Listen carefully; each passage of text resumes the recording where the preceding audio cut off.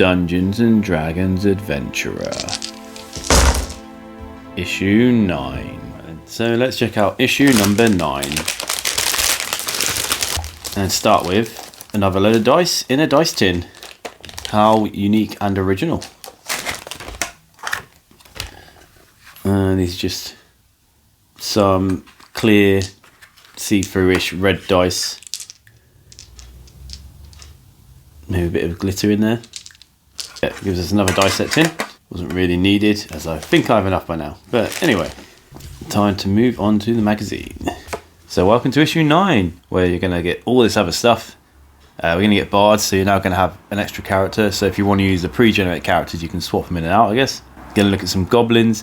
We've got a 2-part encounter in the Delzoun mine, which is quite cool. So actually one time now, they'll actually lead on to each other, I guess. And it comes with a new set of dice using your game. I've just given up on trying to give you reasons to have them now. I've just got this new set of dice. Anyway, movement time. So this just talks briefly about movement between locations. Sometimes you just want to move there, you don't really care. And sometimes it's all about the journey. And so you might need to set marching orders for how your characters are standing in case you have any encounters. So yeah, you always get a travel pace for the characters, depending on where you're going. You've got like 3 different speeds you can use for moving between locations. You can force march, travel further, but there's a chance of becoming exhausted, and difficult terrain will slow you down. Then we move on to looking at senses, and your heroes can see, smell, touch, or taste. And it talks a bit about passive perception, which is basically a passive score of 10 plus any modifiers, is how you calculate it. I feel like we've talked about passive perception before. I think it was in the combat encounter for the rats in the very first issue, maybe. Senses you can have. So we've got blind sight, which we've covered before, and dark vision. I'm not sure if we had this much detail before, but we've definitely had it mentioned, at least in the character sheets. But now we also get tremor sense and true sight as alternative senses you can have. The DM section is going to give us all about dungeon adventures, which, as it says, dungeon adventures are the main adventures you're going to have, which is true because I don't really think about it, but we've mostly dealt with the wilderness and stuff. So we've only properly had one, and that was in like the second one where you went in the crypt. Some of the stuff it talks about here, light sources, you need to make light, you need to have lanterns and oil, roughly track time every 5 minutes when you explore something, and you need to track off spells or lanterns, etc. And none of that's really been considered in any of the encounters, apart from time a little bit when we did the Elven Crypt and they had to do it by nightfall. Again there, I don't think you really tracked anything, you just went, unless the party's done a long rest, they're going to make it out okay. Also think about food and water, because your characters could starve or be dehydrated. You've got to think about how much stuff they brought in with them, and then can they find any? And other considerations like noise and how characters are going to rest and everything else. It does have a top tip here, which is just keep the game moving. So if any of these rules just seem a bit too cumbersome, just leave them out and tailor the game as you seem fit, which is quite nice of them to suggest. Like, none of these rules I've ever used before if I've ever played. Could have been in a dungeon for weeks without caring about food, but now all the rules are set out there. Like, you need a gallon of water per day, and you need a pound of food per day. It does suggest some things like add a water pool for your characters so they can get water, add a travelling merchant so they can stock up on supplies. They might have to scavenge for food and stuff like that. Now we get to move on to the Bard, D&D's most entertaining class with their love of song and stories. And it's got the top out there, so you can just swap out your character for another one. You just need to tell the DM and then just roleplay your character leaving and your Bard arriving. As per normal, this is just going to be all like descriptive stuff about Bards to begin with. And the thing about Bards is they're unique in the way that, unlike other classes, they're made to inspire. As we know from the Bardic inspiration they talked about before, and which will probably get covered in this issue now. Bards are going to have like some sort of college as well to hone their powers. I imagine like cleric domains and schools of wizardry, that's going to determine maybe powers they can use or spells they can cast.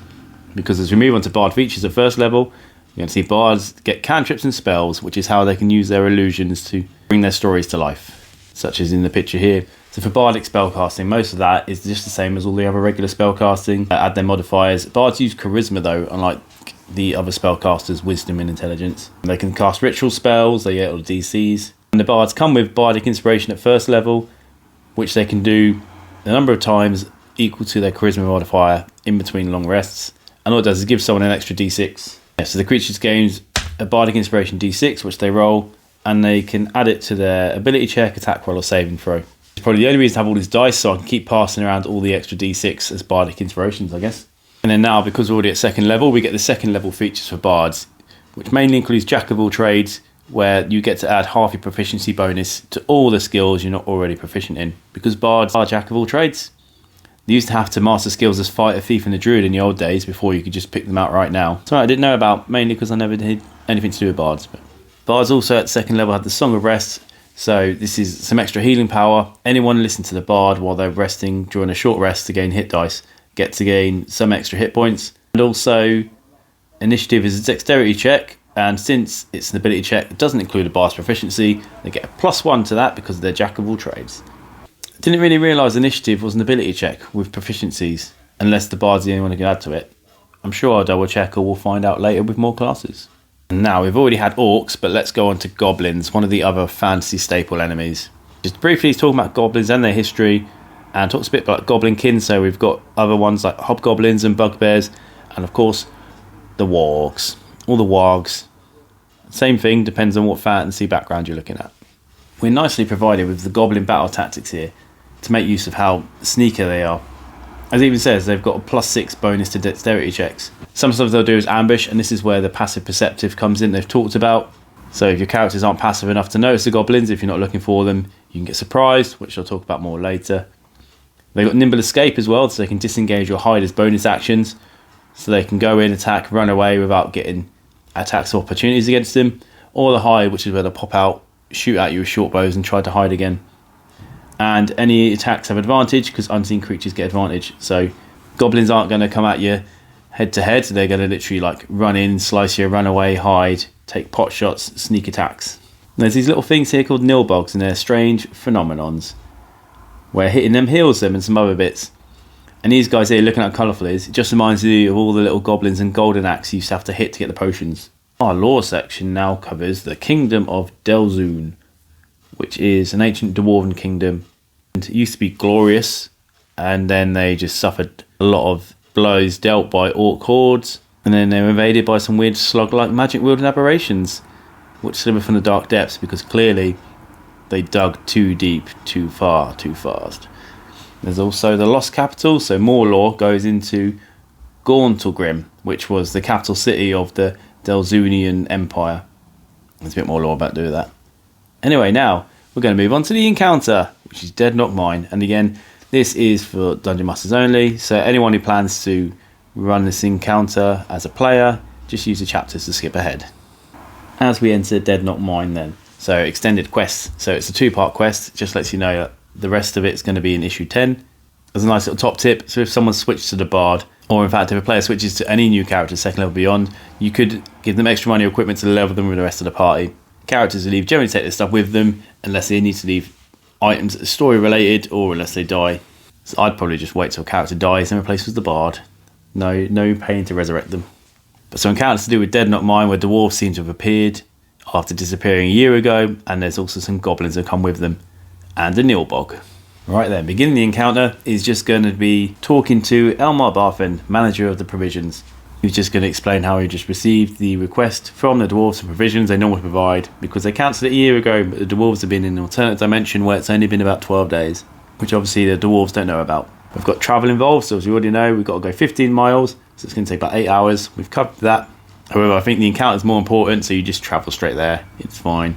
And then because of the goblins in the mine, all the dwarves are hiding away, so more likely you're going to find the goblins before you actually find the dwarves, such as in the first room where you find all these goblins playing a cruel game with this dwarf stuck in the chair.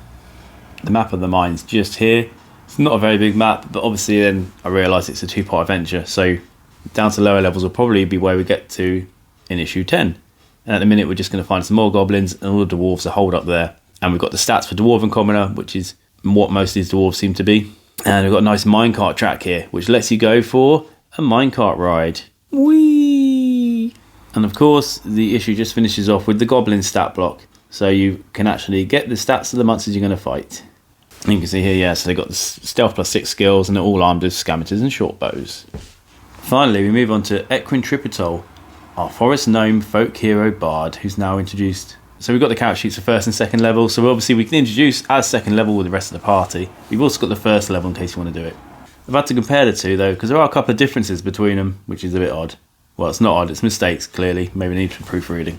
So first up, go from level 1 to level 2. One thing they've got wrong is they've decreased the passive wisdom perception from 13 to 10. That's clearly a mistake because they've already got +3, so it should be 13.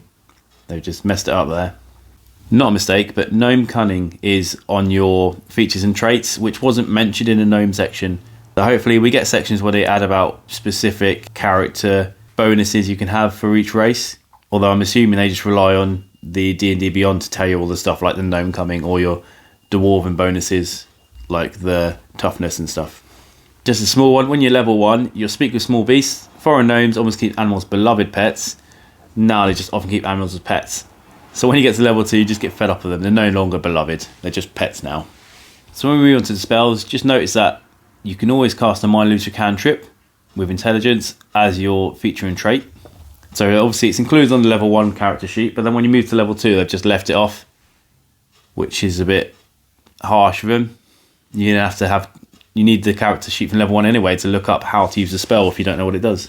When you've gone to level 2, obviously you've added a new spell in Longstrider. For some reason they've given Heal and Ward a save DC. I'm not sure either it was supposed to have it originally and they missed it off, but it's a healing spell, it doesn't affect undead, so I don't know why they've added it unless you are able to resist it. If you don't want to be healed, maybe, I'm not sure. Or unless most spells just have to have a DC. And the other thing they've got, which is unneeded, but all your spells have got boxes to tick for prepared. But bards don't need to prepare spells, they just know all their spells. So the box is just taking up a load of space in the character sheet, it doesn't need to. Right then, so that's issue 9, all done. Now we get to move on to issue 10, where we've got learn about roleplay NPCs and stuff. But the main bit's going to be continuing the adventure from issue 9 and finding out what the goblins are doing with the dwarves and seeing if there's any more mistakes in the magazine. But anyway, a couple of links will now pop up to follow either the magazine when the videos are there and they'll be there, or follow the series to see what we talk about next, which will be up there. Thanks for watching, hope to catch you soon.